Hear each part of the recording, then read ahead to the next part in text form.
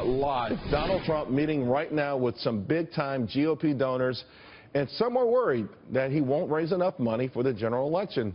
Governor Chris Christie, we showed arriving earlier. Now, of course, Donald Trump is saying, hey, guys, no sweat. He doesn't even really need to raise that much money. $1 billion bucks, who needs it? Charlie Gasparino has the exclusive details on the meeting. I found that fascinating, that last conversation. It was almost an ad for Trump. Well, at least they got part-time jobs. Let them eat cake. Let them eat cakes. Yeah. Better than nothing, right? Listen, Donald Trump, if he wants to raise money, and he's already lowering expectations, has some fence mending to do. There will be some interesting people showing up at this event. Carl Icahn, from what I understand, is going to be there. Anthony Scaramucci from Skybridge Capital, Fox Business contributor, is going to be there. George Mosbacher, entrepreneur, also someone that does stuff on Fox Business and Fox News, will be there.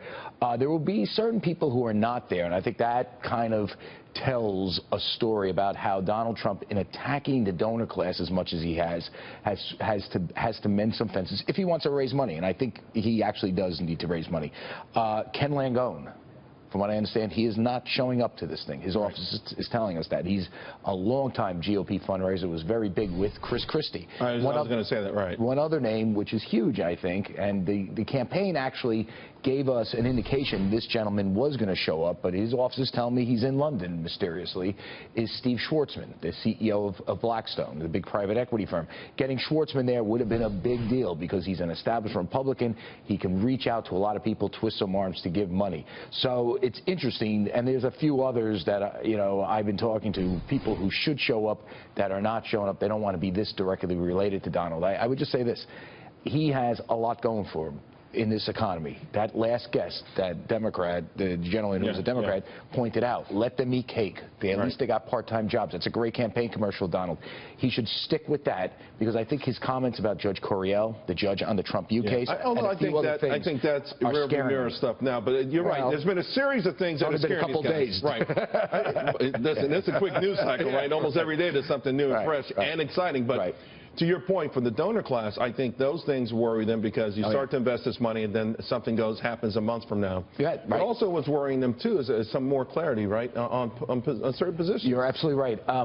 Listen, I think where he's good at is in taxes. I mean, I think universally the donor class and just most free market people like the fact that he's for a tax plan that Ronald Reagan would endorse. They like that. They're less happy with him on trade. Some of the remarks about China and the fact that he's going to start a trade war with Mexico and all these other. I mean, he's going to squeeze Apple to the point where they don't open up any plants overseas, which will make this thing unaffordable for 99% of the people. And again, they have to be concerned. You mentioned Schwartzman, perhaps in London, that if you start to pick fights with individual companies, if you say, I'm going to specifically point out particular companies, then any company ultimately could be a target. Well, here's the that's a good point, and it gets into that thing. I know Judge Coriel, you said it's rearview mirror, but here's the precedent it sets.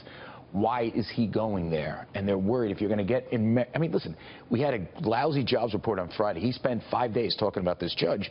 Why wasn't he talking about making the point that you made eloquently? All those part-time jobs, guess what? That's not enough. Let me ask you real quick, Charlie. All of the people who are meeting with Donald Trump, they're going to ultimately, he's going to ask them also to serve as surrogates. They're going to have to go out there. Absolutely. The Anthony Scaramucci's of the world, the Chris Christie's of the world, use their connections, use their Rolodexes, and go out there and help raise money. What are they going to tell people after this meeting? They're going to tell them what I've been saying to some of these folks, like when I said, did you hear what Donald recently said? He's not that crazy. He's much more grounded. He's actually a great businessman, and they're going to try to press that case. This is being described as a who's who of the New York GOP business elite and the fundraisers. There's a lot of money here for GOP people. But, if you can't get a Ken Langone, who's a very big bundler himself for on causes he likes, particularly charity causes, he's huge, but with presidential campaigns and various campaigns, he's big. You can't really get Steve Schwartzman to skip a trip to London. You got some fence mending. Right. All right, guy. Thanks a lot, Charlie. Really appreciate it.